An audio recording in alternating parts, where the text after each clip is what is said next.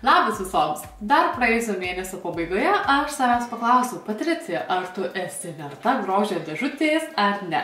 Ir pamaniau, kad aš buvau visai gera ir kodėlgi aš turėčiau savo kažko tais neleisti, ypatingai jeigu tai nekainuoja kažkokių tais milijonų. Ir būtent dėl to atsirado mano rankose Look Fantastic grožio dėžutė ir tik tais atsiėmiau visai neseniai ir net nežinau, man atrodo, turėjau gauti dar gruodžio mėnesio ir kompanija buvo atskleidusi iš tiesų, ką mes galime rasti, bet aš kaip tyčia tikrai nieko neatsimenu ir labai norėčiau išpakuoti ir pasižiūrėti, kasgi mane pasiekė. Šiaip, žinokit, užsisakiau viso 3 mėnesiams ir kainavo po 18 eurų būtent ta prenumerata. Ir kodėlgi aš būtent vėl grįžau prie Look Fantastic dėžučių, jeigu aš esu jas aptarusi, esu išpakavusi.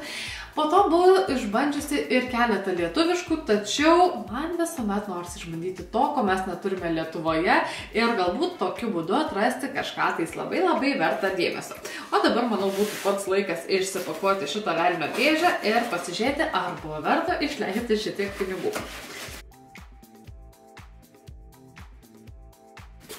Ir kaip ir aną kartą, taip ir šį kartą ant pat viršaus yra Elė žurnalas. Aš jums pasakysiu, jog šis žurnalas, aš manau, apie 90% yra vien reklama ir taip toliau. Šiaip paskaityti ten, kad labai kažką tai surasti, tai tikrai ne. Tačiau man labai gerai pasiteisino nuotraukams, o galų gale tikrai pervesiu ir pasiskaitysiu, ar galbūt netgi atrasti kažkokį dėmesio vertą straipsnį ir tiek. Nemanau, kad verta apie žurnalą labai daug šnekėti. Ir taip man pasisekė, gavau kalėdinę dar visą grožio dėžutę ir padėsiu šitą kalbą išmokti. Labai graži. Ir kas man labiausiai patinka iš Look Fantastic dėžutės yra labai kokybiškos, labai tvirtos. Ir aš po to jas panaudoju kažkam tai sudėti, galbūt dovanoms netgi, nes vis tiek užliuoju ten kokį nors kitą popierių, arba susidėti kažkokiems svarbesniems daiktams. Ir dabar, dieve, šitą spalvą, mano spalva yra pati mėgstamiausia, būtent tokia rose gold. Ir atidariusi dėžutę aš randu būtent irgi, manau, kad kaip visuomet, ką mes galime rasti šioje dėžutėje. Ir jo, taip ir sakiau, taip ir viskas, taip ir ką galime rasti. Neskaitysiu, nes man žiauriai pačiai įdomu yra išpakuoti. Ir vėlgi juodas popierius ir simpatiškas lipdukas, kurį aš galiu išplėšti viską. Kiek čia daug visko. Tai aš ir jums parodysiu, palauk, tas šiukšlės išnaikinsiu. Šiaip tikrai labai gausi, maniau, kad bus kur kas mažiau. Kažkaip mačiau tam reklaminiam nuotraukoje, kad bus kažkokie 5 vienetai, ten bus ten veido kremas ar kažkas tai tokio. Ir galvoju, ir viskas, bet čia yra žymiai daugiau nei 5. Gerai, aš ištrauksiu tą, kas užima daugiausiai vietos. Ir tai yra bubble tea. Aš suprantu, kad burbuliukas, tas vonios burbulas, žodžiu, kuris suveikia kvapos, spalvos ir šiek tiek putų. Kodėl aš, kai mes prieš metus su vyru darėme šio buto remontą, nusprendžiau, kad mums nereikia vonios. Kamgi ta vonia, nes iš mūsų niekas nesimaudo. Ir dabar mes turime tik tais dušą ir niekas iš mano draugų neturi vonios. Ir aš nežinau, kur man reikės prisiglaust, kad aš išbandyčiau. Turiu tikrai labai nemažai daiktų, kurie būtent yra skirti voniai, maudynėms toms. Ir šitą aš pasiliksiu savo, nes labai graži, labai ir gražiai supakuoti. Šiaip labai viskas miela. Nu, man patiko, iš tiesų man patiko, nors dabar praktiškai aš jas neturiu kur panaudoti, bet tikiu, kad kas nors, kad arba gal kada vyksiu, nežinau, į kokią kelionę, tai viešbutyje tikrai galėsiu sunaudoti. Sekantis produktas, tai yra, čia žinokit, ir bus viso 5 vienetai, viskas čia gerai, tiesiog gal tas burbuliukas man sukėlė tokį įspūdį. Tada turiu Balance Me Pure Skin Face Wash ir tai turime veido prausiklį, kuris man jau, žinokit, vien pažvelgusi sudėti visai patinka. Tarp kitko, tikrai liko paskutinis lašas mano mėgiamo Skin Coat prausiklio ir aš jau galvoju, reikia nusipirkti kažkokį kitą, nebandyti, o taip tingėjau ieškoti ir ačiū Dievui, mano rankose atsirado kažkas tais tokio, bent jau pabandyti. Balance Me, ar kaip ištardėjama anglų kalba, ganėtinai sunkiai stekas pastaruoju metu, bet aš nesu mačius Lietuvoje, arba aš labai esu neapsišvietusi kažkaip tais. Bet kiekis žavingas 50 ml ir manau, man tikrai labai ilgai užteks. Ir vien jau ant pakuotės mums žada, kad nerasime jokių parabenų, sulfatų, naftos produktų, silikonų ir taip toliau. Tai turėtų, manau, tikrai visai neblogai pasiteisinti. Man iš tiesų labai įdomu yra pauostyti, nes ašgi dabar neveiksiu jo bandyti ir žiūrėti, ar jisai vertas dėmesio. Turim spręsti tik tais pagal kvapą ir konsistenciją. Kvapas tai toks labai paprastas, bet ar veidui mums reikia tų visų zefirikų kvapų, tai aš tikrai nemanau. Ir tuoj užsispausiu šiek tiek. Tas toksai baltos spalvos ir dabar reikės kažko nusivalyti. Aš čia turėjau servetėlę. Jau, turėjau servetėlę. Nu, kvapas nėra mėgiamiausias, bet sakau, ar mums reikia zefirikoms kažkam tais kažkokių aromatų, tai tikrai nemanau.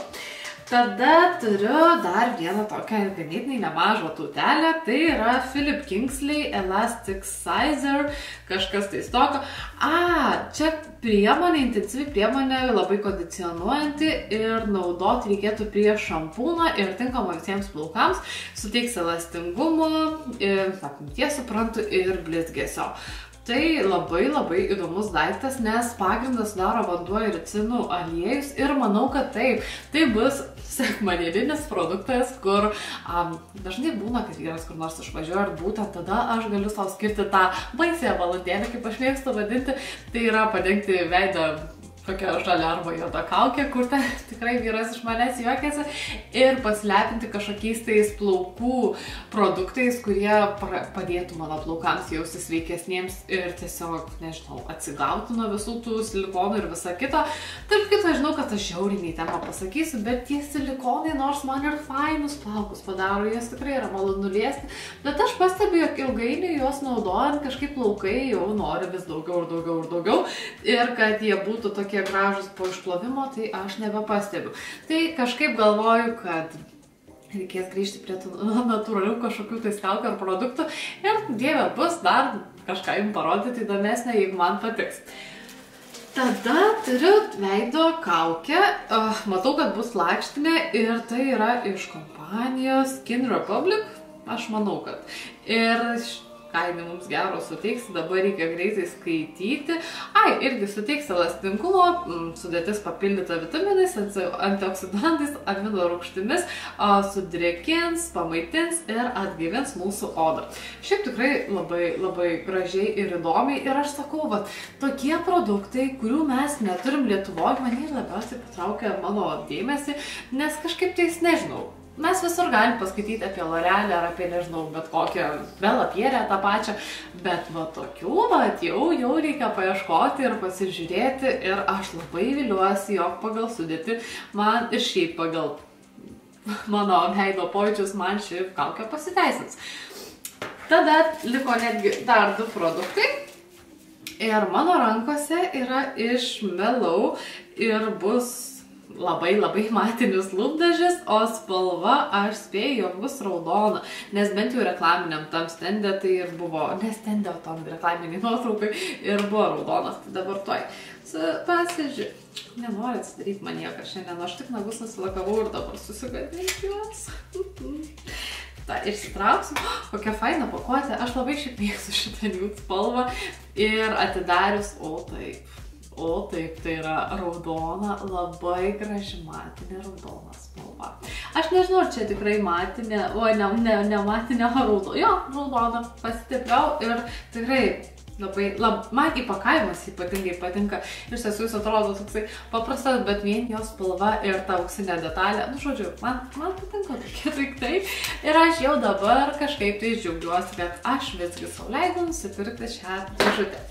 Ir paskutinioji priemonė tai yra visiškai nematytos kompanijos, tai yra Ilamasko, manau, kad drėkinantis gelis. Ir kam tas gelis bus naudojamas, tai reikės dar išsiskaityti viską ir pasižiūrėti. Ir dabar dar vis bandau ieškoti. Aš manau, kad tai yra skirta tiesiog visam veidui ir galima naudoti, palaukit. Jo, galima naudoti drąsiai prieš makiažo pagrindą ir bus kažkas įdomesnio. Ir pakuotė labai tokia prabangi. Man patinka iš tiesų, kaip šita pakuotė buvo irgi, taip ir šita neperdėta. Nors gali būti visokių žaismingų, bet aš labiau mėgstu solidžius daiktus ir tuoj pasižiūrėsime, kas čia tokio. Tuoj, dar dantelis šiandien. Čia kvapas jau toksai labai lengvas ir konsistencija jo tokia želinė. Šiaip fainas produktas, toksai labai, kaip sakyt, drėgnas. Na, aš manau, kad aš jau viską išsinagrinėjau ir manau, kad aš esu tikrai patenkinta ir labai nekantrauju pradėti viską bandyti, pasižiūrėti, ar dėmesio verti produktai ar ne. Manau, reikės lepintis. Tai šis mėnuo bus kaukių mėnuo ir reikia ieškotis vonios, kad nors mane kas nors priimti svečius, tiesiog leisti ir smauti. Prašau, nes žiauriai fainai atrodo tikrai.